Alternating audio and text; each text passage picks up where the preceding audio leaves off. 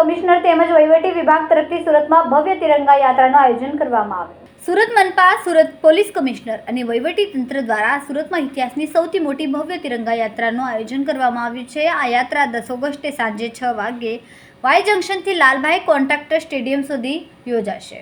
આ યાત્રામાં ધાર્મિક એકતા, દેશપ્રેમ અને સાંસ્કૃતિક વૈવિધ્યનો અનોખો મેળાપ જોવા મળશે. મુખ્ય આકર્ષણ તરીકે 1.5 કિમી લાંબો તિરંગો રહેશે. યાત્રા દરમિયાન 1 લાખથી વધુ તિરંગાનું વિતરણ કરવામાં આવશે અને સમગ્ર રૂટને તિરંગા થીમ પર શણગારવામાં આવ્યું છે. 10 અગસ્ટના દિવસે આપણા સુરત શહેરમાં ભવ્ય તિરંગા યાત્રાના આયોજન છે, જે લગભગ 2 કિલોમીટર રૂટ છે, વાય જંકશનથી સ્ટાર્ટ થશે. આમાં જોડાવા માટે તમામ જો સ્કૂલ કોલેજીસના આપણા વિદ્યાર્થીઓ, અલગ અલગ ઇન્સ્ટિટ્યૂટ જેટલા છે એના લોકો જોઈએ, ઇન્ડસ્ટ્રીઝના લોકો જોઈએ, અલગ અલગ વિસ્તારોથી આવશે. એના માટે સમગ્ર જો અલગ અલગ પોકેટ પ્રમાણે એની પાર્કિંગની વ્યવસ્થાઓ કરવામાં આવી છે અને આ યાત્રામાં લોકો સહેલાઈથી આવી શકે એની તમામ વ્યવસ્થાઓ કરવામાં આવી છે. અને આ જ્યારે જો યાત્રા ચાલુ થશે ત્યારે યાત્રામાં જો પોલીસના 8 જેટલા પ્લાટૂન આમાં સામેલ રહેશે જોઈએ અને આમાં 5 જેટલા પોલીસના બેન્ડમાં સામેલ રહેશે જોઈએ અને આ 5 બેન્ડ સિવાય લગભગ 17 જેટલા બીજા બેન્ડો છે. જો 10 જેટલા બેન્ડ પ્રાઇવેટ બેન્ડ છે, 7 જેટલા સ્કૂલ કોલેજીસના બેન્ડ છે, કુલ 22 જેટલા બેન્ડ જો યુનિટ આમાં યાત્રામાં જોડાશે. બાઇકર્સ અમારા જો ઈ બાઇક છે, જો સેગવે છે, જેના લઈને આ બી એમાં યાત્રામાં જોડાવાની છે. 100 જેટલા અમારા બાઇક છે, આ બાઇકના બી એમાં એક પૂરા પ્લાટૂન રહેશે જો આમાં યાત્રામાં જોડાશે. માઉન્ટેડ પોલીસ છે આમાં સામેલ રહેશે. એના સિવાય અમારા સુરત શહેરમાં સદૈવ એક્ટિવ રહેતા અમારા સાયકલિસ્ટ હોય, સ્કેટર્સ વગેરે જો હોય છે, આ લોકો બી જોડાશે આમાં જો. અને આ પૂરી યાત્રાના ખૂબ સરસ રીતે એકદમ રંગે ચંગે નીકળે એના માટે તમામ પ્રકારના જો આયોજનો છે, રિહર્સલના આવતીકાલથી રિહર્સલ બી એના છે જો.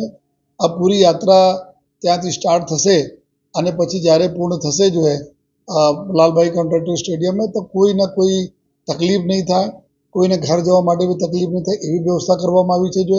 અને સાથોસાથ જો જ્યારે અલગ અલગ વિસ્તાર, બલ્કિ આપણા શહેરના અલગ અલગ વિસ્તારથી લોકો આવવાના છે, જે રીતે આપણા મ્યુનિસિપલ કમિશનરશ્રીએ બતાવેલ કે પૂરે રૂટ ઉપર અને પૂરા શહેરમાં જો ચારો તરફ તિરંગાના ડિસ્ટ્રીબ્યુશન કરવામાં આવશે જોઈએ.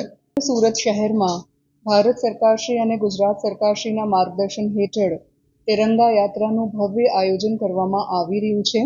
સુરત શહેરમાં 10મી તારીખે સાંજે 6 વાગ્યા વાય જંકશનથી લાલભાઈ કોન્ટ્રાક્ટર સુધી સ્ટેડિયમ સુધી એક ખૂબ જ ભવ્ય તિરંગા યાત્રાનું આયોજન કરવામાં આવ્યું છે. અત્યાર સુધીના સુરત શહેરના ઇતિહાસની આ સૌથી મોટી તિરંગા યાત્રાનું આયોજન કરવામાં આવ્યું છે, જેમાં કાર્નિવાલ સ્વરૂપે તિરંગા યાત્રામાં ખૂબ જ ભવ્ય સેલિબ્રેશન સાથે લોકો જોડાવાના છે. સુરત ભારત શહેરનું મિની ભારત શહેર તરીકે ઓળખાય છે, એટલે જુદા જુદા રાજ્યોના લોકો ખૂબ જ મોટી સંખ્યામાં યાત્રામાં જોડાવાના છે. ધાર્મિક એકતાના પણ પ્રતીક સ્વરૂપે વિવિધ ધર્મના લોકો પણ ખૂબ જ મોટી સંખ્યામાં યાત્રામાં જોડાવાના છે.